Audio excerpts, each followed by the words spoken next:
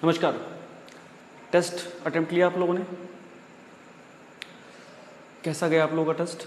उम्मीद है कि अच्छा हुआ होगा और ये एक्सप्लेनेशन आप लोगों के काम आएगा शायद। ज़्यादातर क्वेश्चन आप लोगों को आते होंगे, आई नो, लेकिन इस एक्सप्लेनेशन को आप लोग कर लेंगे तो चीज़ें कंक्रीट हो जाएंगी, ठीक है। और थैंक्स कि आप लोग इस टेस्ट में इनिशिएटिव ले रहे हैं, that's a good sign, you know. आपको सिर्फ पढ़ना नहीं है, अपनी इवैल्यूएशन को भी कंटिन्यूस रखना है। बहुत लोगों को लग रहा है कि जैसे पेपर ये आसान था या कुछ लोगों को लग रहा है कठिन था। देखिए इस पेपर में अगर कहा जाए तो डिफ़िकल्टी लेवल को 75:25 किया मैंने। 75% अभी भी पेपर इजी है ये। 25% मैंने थोड़े से एप्लीकेशन बेस्ड क्वेश्चन को पुटअप किया था इसमें। तो धीरे धीरे हम अपने जो लेवल है, अपना जो स्टैंडर्ड है, उसे उस बेंचमार्क को थोड़ा अपग्रेड करेंगे और अच्छे क्वेश्चंस करेंगे। जब हमारी पॉलिटी पूरी होगी, जल्द ही पूरी होने वाली है, तो उसके बाद मैं 2 से 3 रिवीजन क्लास लूँगा। उसमें सिर्फ मुंह से बोलता रहूँगा मैं। जितने इंपॉर्टेंट क्वेश्चन हैं वो सारे आपको रिवाइज होते जाएंगे, ठीक है। पीसीएस में तो उन्हीं में से फंस जाना चाहिए क्वेश्चन, पीसीएस लेवल तक पे। तो इस टेस्ट को आप लोगों ने अच्छे से दिया, ये अच्छी बात है। और अगली वीडियो हमारी जो सिलेबस की चलती रहेगी, इस टेस्ट के क्वेश्चन को मैं उम्मीद करूँगा आप लोग नोट कर लेंगे। अब इसका एक्सप्लेनेशन देखते हैं। उदार लोकतंत्र, लिबरल डेमोक्रेसी, नाम से ही पता लग रहा है। ऐसे डेमोक्रेसी जिसमें वेलफेयर की बात हो, कल्याणकारी डेमोक्रेसी। कल्याणकारी मतलब फिर कुत्ते आ गए, क्या करूँ, ये भी मेरी तरफ परेशान है रात को। उदार लोकतंत्र मतलब ऐसा लोकतंत्र जिसमें लोगों के भले के लिए बात की जाए ना, लिबरलाइजेशन की बात की जाए, जिसमें लोगों का वेलफेयर, जनता का वेलफेयर अटमोस्ट प्रायोरिटी हो, सुप्रीम प्रायोरिटी हो, ठीक है। ये कहलाता है उदार डेमोक्रेसी, है ना। कल्याणकारी व्यवस्था। नेक्स्ट है विधि का शासन। विधि का शासन मतलब rule of law. Rule of law means क्या है कि कहीं भी जंगल राज नहीं, जंगल राज और एक कानून का शासन, है ना। तो विधि का शासन होने का मतलब क्या है कि कानून का एक शासन हो, उसके अकॉर्डिंग कोई भी क्रिया हो और उस विधि के सामने सब लोग समान रहें और विधि के समक्ष सब लोग इक्वल रहें। इसमें विधि का मतलब क्या है और विधि का निर्माण कौन करता है? विधि का अर्थ है कि जो मनुष्यों के द्वारा बनाए गए कुछ नियमावली है वो विधि का कहलाती है, ठीक है। जो मनुष्यों के द्वारा जो बनाई गई, ह्यूमंस के द्वारा जो बनाए गए सेट ऑफ गाइडेंस हैं, वो ही विधि कहलाती है। सिंपल क्वेश्चन था। रूल ऑफ लॉ कहाँ से लिया गया है? ब्रिटेन से लिया गया है। रूल ऑफ लॉ कहाँ से लिया गया है? ब्रिटेन से, ठीक है। नेक्स्ट है फेडरल सिस्टम। संघीय व्यवस्था की क्वालिटी क्या है? संघीय व्यवस्था का प्रमुख लक्षण क्या है? संघीय व्यवस्था का प्रमुख लक्षण है कि एक ही प्रशासन में 2 पावर सेंटर, है ना, 2 शासन, और उसमें शक्तियों का बंटवारा हुआ है ना। कुछ हद तक पावर बंटवारा नहीं, डिस्ट्रीब्यूशन की गई हल्का हल्का। और उसके बाद उनका एक रिटन कॉन्स्टिट्यूशन है जो दोनों को जोड़ के रखता है। एक रिटन कॉन्स्टिट्यूशन और शक्तियों का थोड़ा सा विभाजन, और एक ही प्रशासन तंत्र में 2 समुच्चय व्यवस्थाएं, शासन की 2 पैरेलल व्यवस्थाएं चलती हैं, ठीक है। वो फेडरल सिस्टम, जैसे भारत।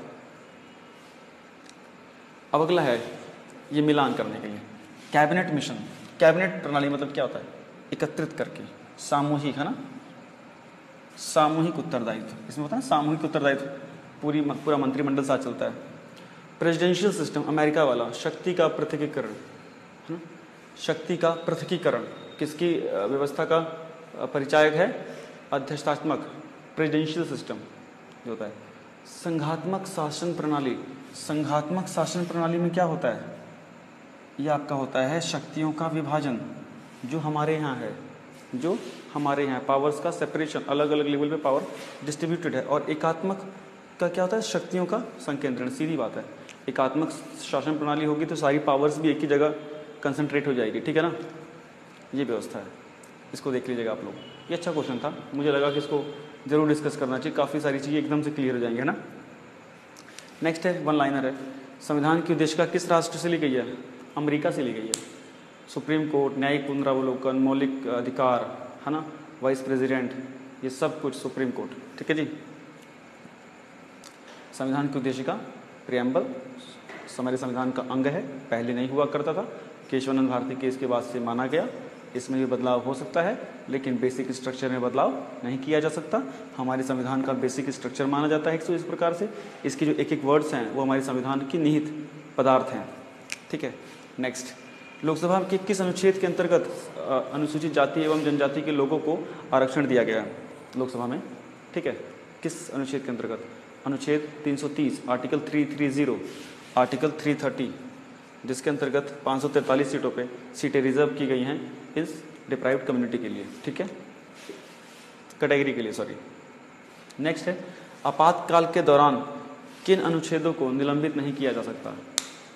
आपको पता है कि आपातकाल इमरजेंसी में फंडामेंटल राइट्स सस्पेंड हो जाते हैं एक्सेप्ट 20 एंड 21। अनुच्छेद 20 और 21 सस्पेंड नहीं होते हैं, बाकी सारे जो हमारे चीज़ें हैं वो निलंबित हो जाती हैं। ठीक है, तो अनुच्छेद 20 और 21 जो कि हमारे फंडामेंटल राइट में एग्जिस्ट करते हैं, स्वतंत्रता के अधिकार में, वो हमारे, मैंने इसको डिटेल में कराया था जब आप लोगों ने मेरा अगर वीडियो देखेंगे आर्टिकल 20-21 वाला, उसमें क्लियर हो जाएगा आप लोगों को। ठीक है, तो अनुच्छेद 20 और 21 निलंबित नहीं किया जा सकता। नेक्स्ट है, उपराष्ट्रपति पद के लिए कितना वेतन है? घूम गए, ईजी क्वेश्चन था ना। उपराष्ट्रपति के लिए कोई वेतन नहीं होता है। उपराष्ट्रपति को जो वेतन मिलता है वो राज्यसभा के सभापति के रूप में मिलता है, क्योंकि हमारा जो उपराष्ट्रपति होता है वो ऑटोमेटिक है ना, ऑटोमेटिकली हमारा वो पदेन राज्यसभा का सभापति होता है, चेयरमैन होता है राज्यसभा का। तो जो राज्यसभा के चेयरमैन का चेयरमैनशिप करता है उसकी सैलरी मिलती है उसको 1,25,000 रुपये। इस पोस्ट की कोई सैलरी नहीं है, जान जाइए। ठीक है, इस पोस्ट की कोई भी सैलरी नहीं है। क्लियर। नेक्स्ट, उपराष्ट्रपति को हटाने के लिए किस सदन में? देखिए, प्रेसिडेंट को हटाने के लिए तो लोकसभा में भी प्रस्ताव आ सकता है, राज्यसभा में भी प्रस्ताव आ सकता है, लेकिन उपराष्ट्रपति को हटाने के लिए सिर्फ और सिर्फ राज्यसभा में ही प्रस्ताव आता है। ठीक है जी, तो इससे थोड़ा ध्यान रखना आप लोग। उपराष्ट्रपति को हटाने के लिए महाभियोग यूज नहीं होता है ना, लेकिन सिर्फ राज्यसभा में ही ये प्रस्ताव लाया जा सकता है। ठीक है जी, 14 दिन की पूर्व सूचना के बाद उपराष्ट्रपति को। नेक्स्ट क्वेश्चन है, जो हमारा सेंट्रल सेक्रेटरीट होता है, जो केंद्र सरकार का जो मंत्रिमंडल होता है, कैबिनेट होता है ना, कैबिनेट के एक सचिवालय होता है। देखिए, मंत्रिपरिषद में 3 प्रकार के minister, cabinet minister, minister of state और इंडिपेंडेंट मिनिस्टर। जो कैबिनेट मिनिस्टर उन्हें मंत्रिमंडल बोलते हैं, है ना।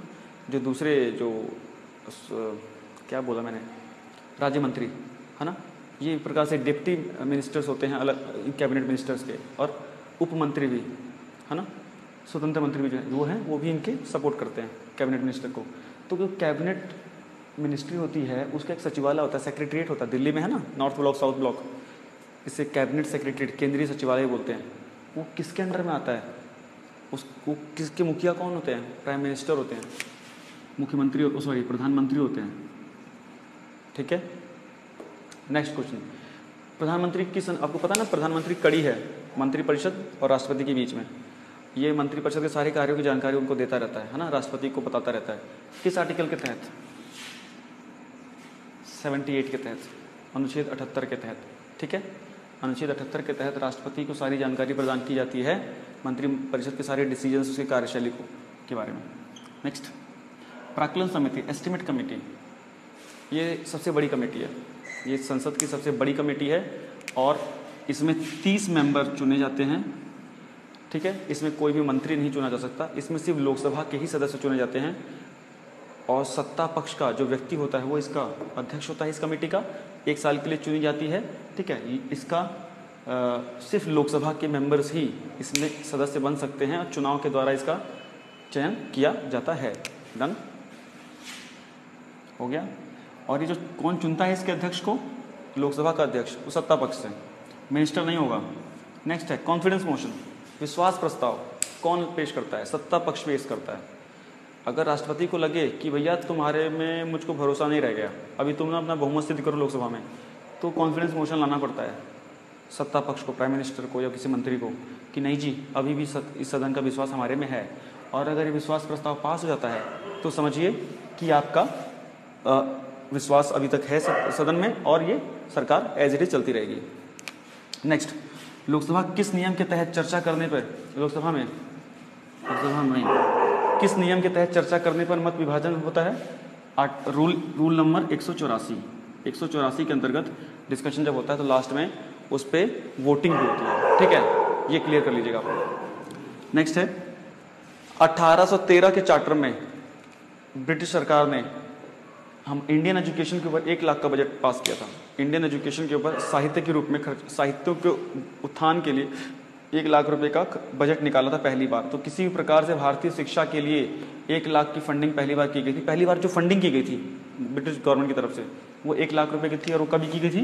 1813 में, 1813 के चार्टर के द्वारा। डन। नेक्स्ट लास्ट, राज्यपाल किस अनुच्छेद के तहत ऑर्डिनेंस जारी करता है? किस आर्टिकल के तहत?